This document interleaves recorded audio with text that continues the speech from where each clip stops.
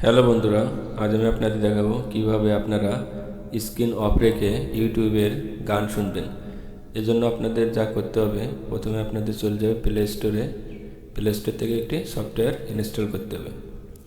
সেই সফটওয়্যারের সাহায্যে আপনারা স্ক্রিন অফ রেখে বা ব্যাকগ্রাউন্ডে ইউটিউবের অডিও শুনতে পারবেন। এজন্য প্লে স্টোরে যাবেন, প্লে স্টোরে গিয়ে লিখবেন ব্রেভ নামে এই ব্রাউজারটি আপনারা আপনাদের ফোনে ইনস্টল করে নেবেন। আমার যেহেতু ইনস্টল করা আছে তাই আমি এটি ওপেন করব।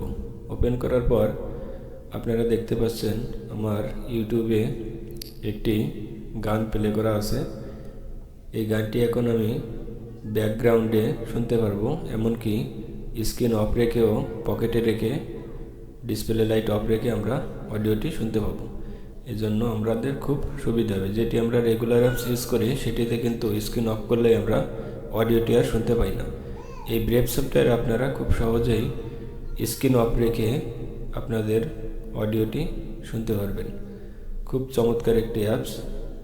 এই অ্যাপসে দেখুন আমি এখন ব্যাকগ্রাউন্ডে চলে গেছি, তারপরেও আমার ইউটিউবের গানটি ব্যাকগ্রাউন্ডে বাজছে।